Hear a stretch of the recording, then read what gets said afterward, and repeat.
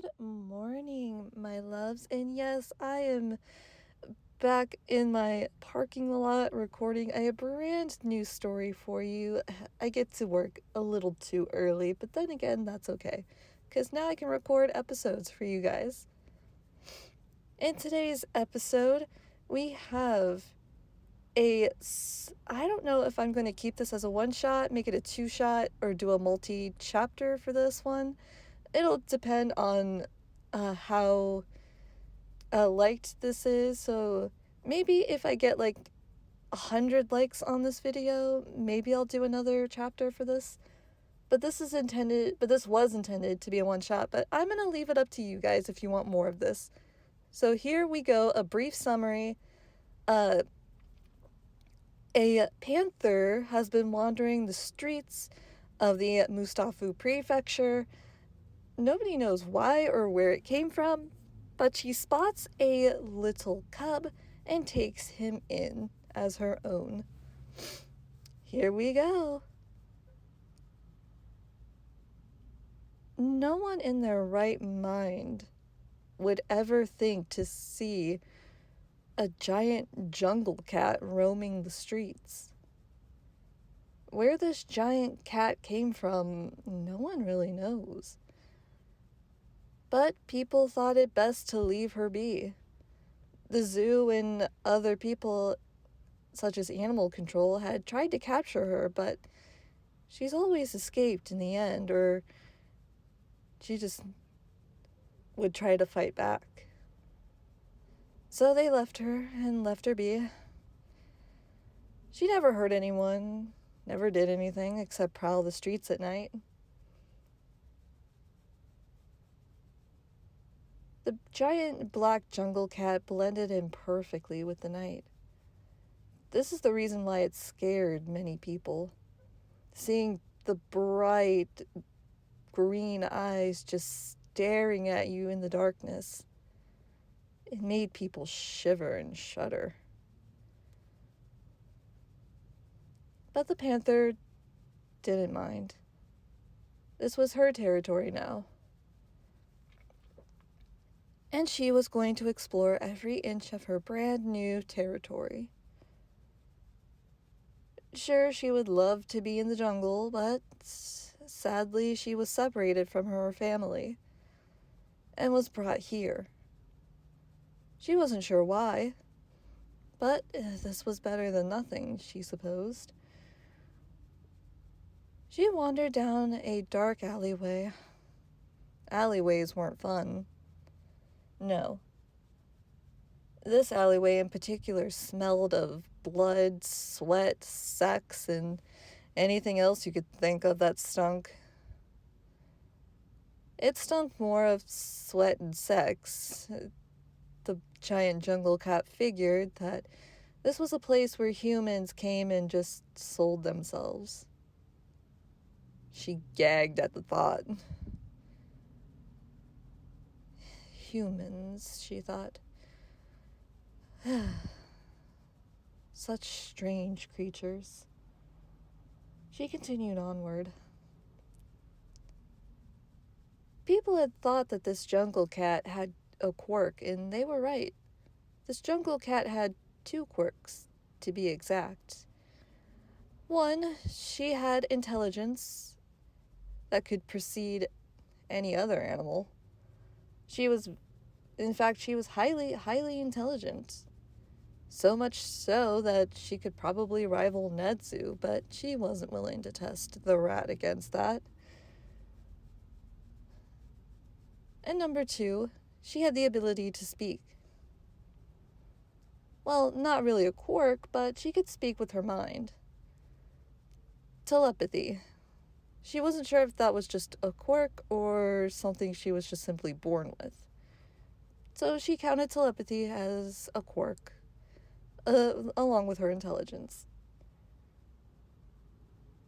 As she roamed down the darkened alleyway, trying very hard not to breathe in the disgusting scents, she heard something. She heard something rustling. She gently walked toward the sound. She lowered herself, getting ready to strike, if need be, and prowled forward. "Who's there?" she said through her telepathy. "Come on out, and maybe I won't claw you." Suddenly, underneath a pile of newspapers, a small, tiny little head poked out. She startled. "A cub?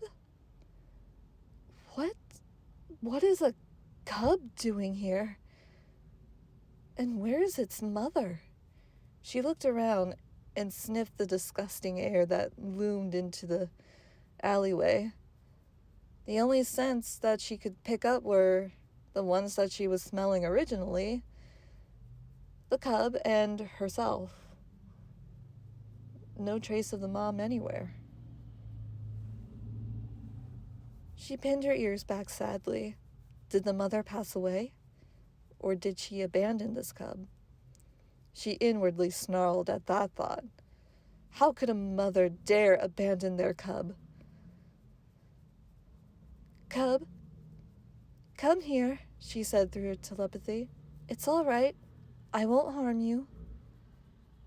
The tiny green-haired child wandered out from his newspapers and sat right in front of her. She too sat still, and then she decided to lay down, getting to his level so he wouldn't be frightened of her. But the child didn't look frightened of her. In fact, the cub simply tilted his head and looked at her curiously. His wide, green, doe eyes held a world of curiosity. "Kitty?" the tiny voice said. "Hello, cub. I am a panther, not a kitty." "Panther?" "That's right, cub." "Cub." "That's what you are, little one." "Cub, where is your mother?" "Mommy? No, Izu no have mommy." "Izu? Is that your name, little one?" "Izuku." "Oh, Izuku. That's your name, isn't it, cub?" "Yes." "And you don't have a mom?" "No. Mommy go bye-bye." "Go bye-bye. Cub, did she leave you here?" "Yes." "Do you know why?" "No. Izu no know why. Izu only know that Mommy left him here. Mommy was scared. Daddy was mean. Daddy loud and scary." "Loud and scary. And your mother left you here." It was then that the panther wondered if Izuku was abandoned for his own safety. If the father was loud and scary, she guessed that perhaps the father was abusive, and the mother decided to abandon the child to protect him. If that was the case, then the mother was as good as dead. She too saw abusive partners tear apart their own.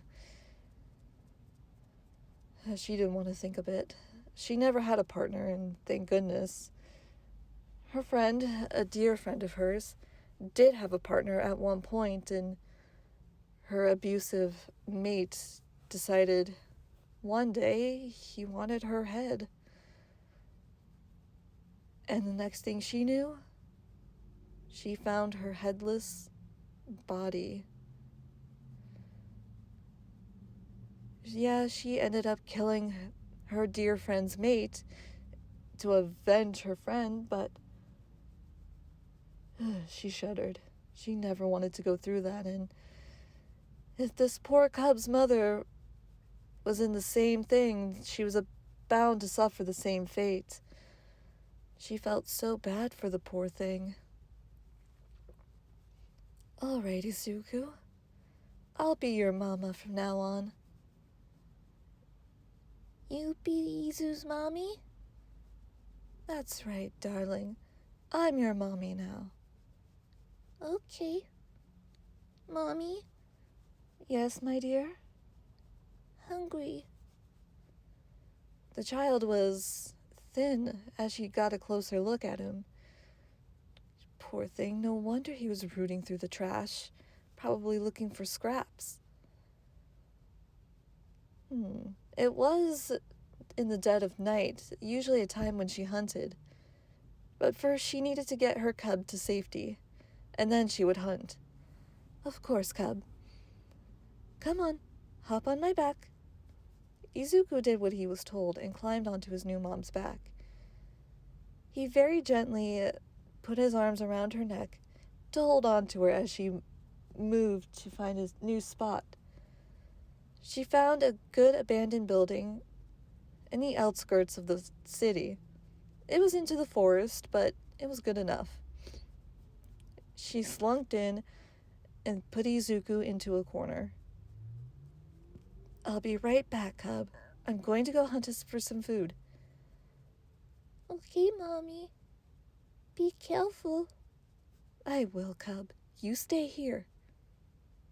Izuku nodded and gave his mother a pat. He waved bye to her as she slunk back out to hunt. She came back with a few rabbits. All right, cub. Time for some food. Izuku looked at the rabbit and wondered how he would eat it. It still had fur and didn't look as appetizing. His new mother saw his look and, she got it. She managed to strip the rabbit of its fur and just dug into the meat part. She didn't give him the organs or anything like that, but she did give him the meat. Here you go, cub. Eat up. She ate her own rabbit and decided to eat part of the child's rabbit, the parts that she didn't give him, at least. Izuku was kind of wary at first, but dug in. Feeling full and now sleepy, Izuku rubbed his eyes and yawned. Tired now, Mommy. Yes, it is about time you humans would sleep. All right, my dear. She got up, got into a comfortable position, and allowed Izuku to snuggle into her. He was now warm and safe with his new mom. He wished he was back home with his other mom, but he knew deep down that his other mom may not be alive any longer. His daddy was loud and scary, and he didn't want to think about it anymore. He just snuggled into his new mom and drifted to sleep. The big jungle cat looked at her brand new cub, something that she had wanted before, but since she didn't want to mate, she could never. She leaned down and nuzzled him as he drifted off to sleep. Sleep well, my cub. Sleep well. She laid her head down on her paws and just watched him sleep for a little while. Oh, cub, don't you worry. This is a new beginning for the both of us, and the both of us are going to be just fine, she said with promise. And they were. They were going to be just fine. And that's the end of this story. Like I said, I don't know if I'm going to just keep this as a one-shot or do another chapter or make it multi-chaptered. I'm not quite sure yet. It just depends on what you guys think and if you like it. If this video can get 100 likes, then maybe I'll do another part, but we'll see. So, but anyways, thank you so much for watching. I really appreciate the views, and thank you to my subscribers. This is just something that I'm doing for fun, you know, getting stories out there instead of writing them down. Alrighty, guys, I will see you next time. Do good, be safe. Mwah. See you later.